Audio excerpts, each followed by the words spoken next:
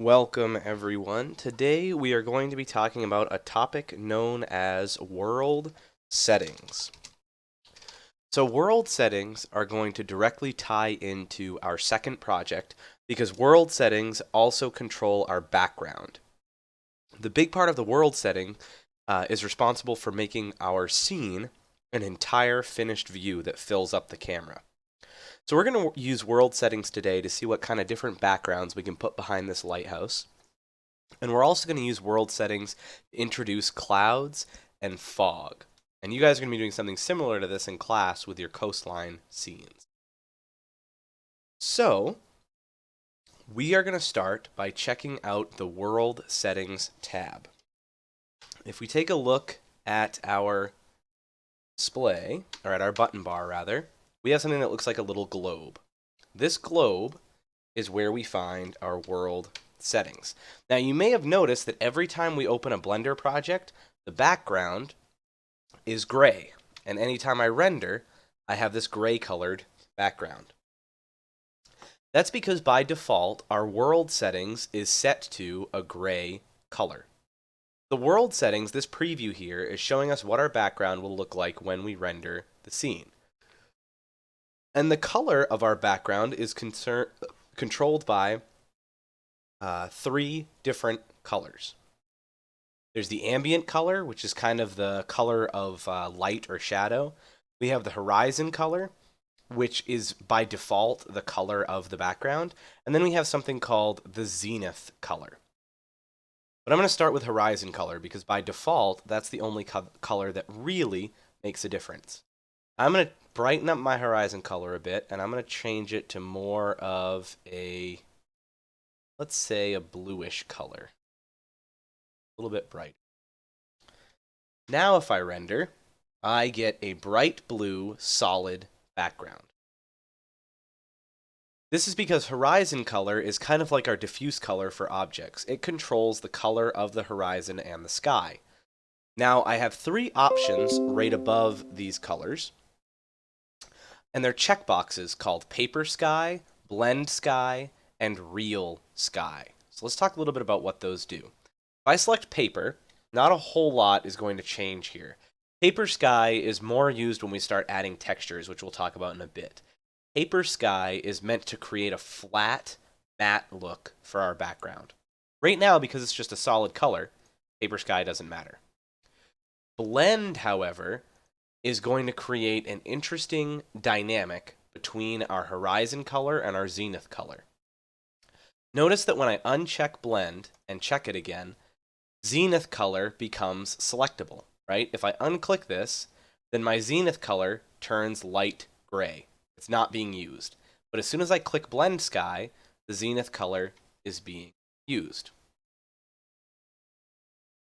So I'm going to make my zenith color a darker blue, kind of like this. And what this is going to show us is a slight gradient pattern in our sky. The zenith color controls the color that's going to be on the top half of our sky, and the horizon color controls the bottom half. And the way that this works is it kind of blends like a gradient between the zenith color at the top and the horizon color at the bottom.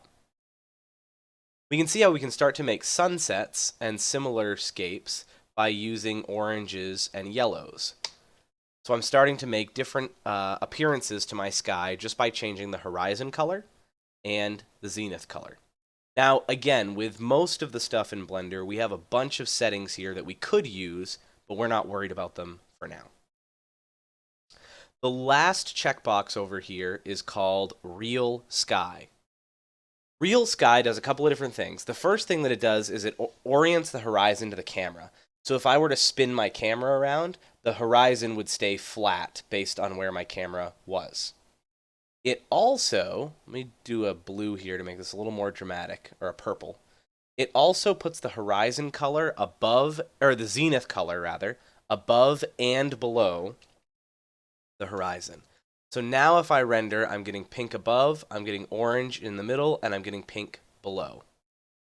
We can't really see, if I were to zoom out more, we could see more pink up here, but the color is going to go move from zenith to horizon back to zenith if we had more space up. So that's what real sky does. It reorients the camera.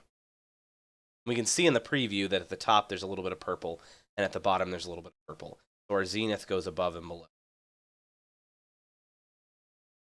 Okay, so colors are great, but what we'd really like to be able to do is add some texture to our sky. And we can do that by applying a texture to our world. So just like with objects, our background, our world, can have texture. The easiest way to get to the textures for our world is to go to the World tab first. So here we are on the World tab, and then click the Texture tab. Now notice when we move from World to Texture, this little icon up here shows that we are dealing with the world settings. So the texture that we apply right now, you can see the little globe right here as well. The texture that we apply right now will apply to the world. Now there is one slight problem with textures. They won't work properly if we don't blend them. So we need to make sure that blend sky is checked. And I'm going to currently set the zenith color to white. And I'm going to set my horizon color that. So blend is checked. We've got our colors set up. Let's move to our texture. Now I'm going to use one of the pre-built textures for right now. You guys can experiment with whatever textures you like. But I'm going to add a cloud texture to my world. Now remember, we're working with the world right now, so this should be applied to the world itself. The big problem is, what color do we make our clouds? I'm going to change mine to be a darkish gray. Let's see how that works.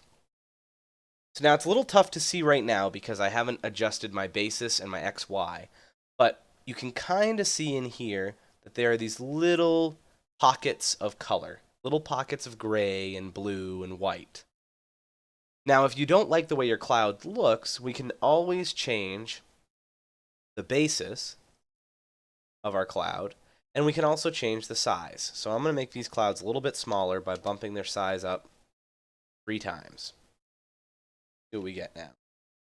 Now we're starting to get something that looks a little bit more like clouds. And we can do everything that we would normally do to a texture, except that our influence is limited.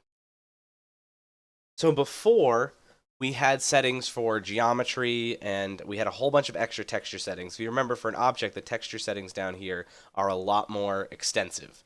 So the texture settings are a bit more limited for a world setting, but that's really okay because we're really just looking for this background look. Now if I go back to world settings, we can see that there's a preview of what our texture looks like applied to the world. And now we can check to see how Paper Sky kind of changes that. Paper Sky kind of evens everything out. So now if I render, Paper Sky is basically evening out the entire texture in a nice smooth pattern across our entire world. Whereas without Paper Sky, we get more of this perspective view of our texture. So we really only notice the Paper Sky difference if we are using a texture background. Okay, the last background setting I want to talk about real quick is the mist setting. So mist is really cool. It's down here under the world settings, so I'm on my little world tab.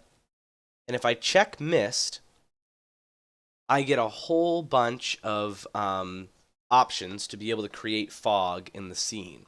So let's look at these options one at a time.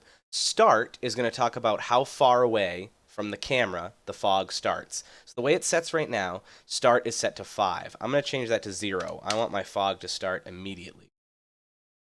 Depth talks about how deep the fog is. So I want my fog to go 50 units in. So we start right at the camera and the fog is 50 units deep. The minimum is the minimum amount of thickness of the fog. So we want to make sure that the fog has some depth to it or some thickness to it. So I'm going to put this to 0.5.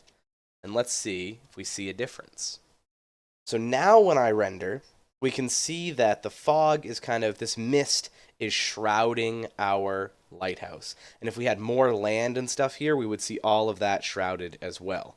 And we can play with these different settings to figure out exactly how the fog will change.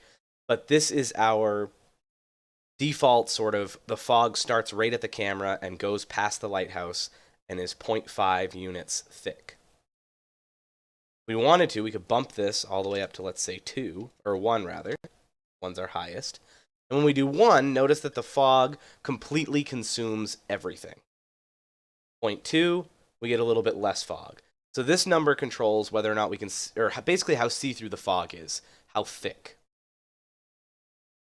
So those are all the world settings that I wanted to highlight for you guys. In class, you guys are going to be applying a cloud texture to your scene to make it look kind of like a stormy lighthouse coastline. And then you're also going to add mist and fog to give it this coastal stormy look. The last thing I want to show you guys, and this is more for your project than for anything else, is how we add a background image. So I'm going to go on to Google Images, and I'm going to pull down a background image that I want to use. So I'm going to be grabbing a image of a galaxy, which I'll show you guys in a second, and I want to use this as my background image for scene.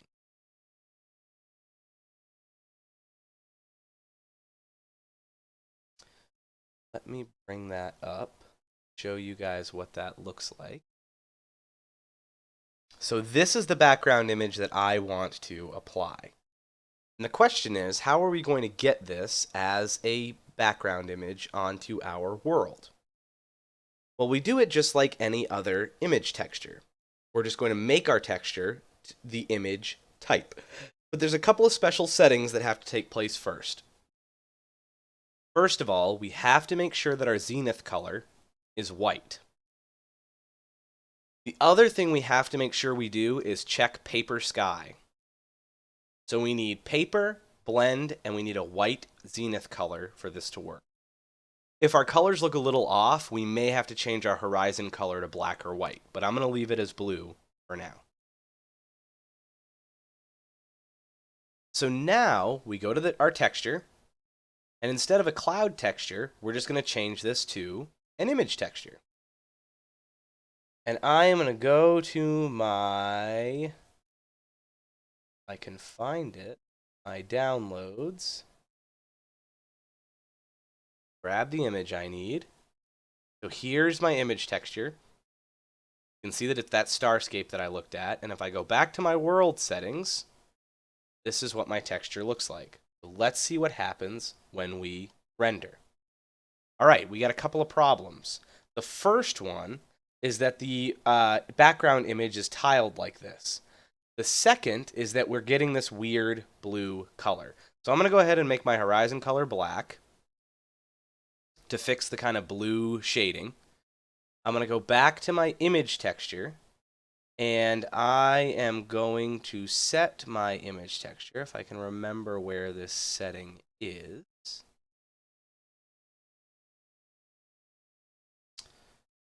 Shows how poor my memory is. Image mapping, here we go. So we want extended image.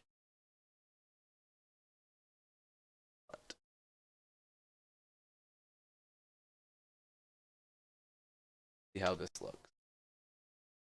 All right, why isn't this image stretching?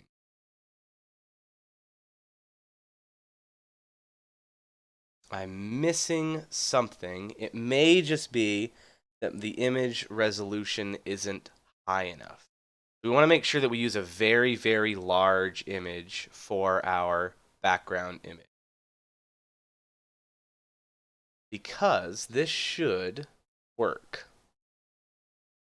The other thing you guys will notice before we even get the image fixed, you'll notice that my background image, my image is only 1000 by 563, so I may need a bigger image. The background image, though, is black and white.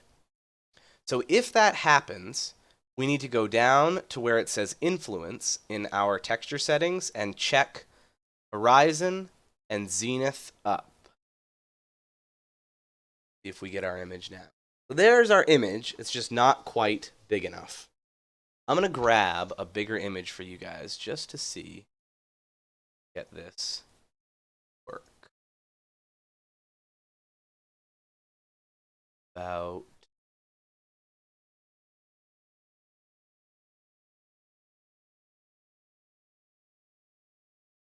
large is this image?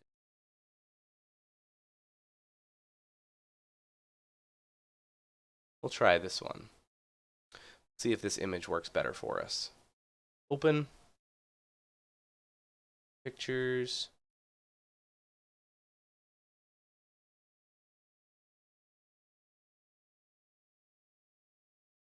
It doesn't look like this one's going to be any larger.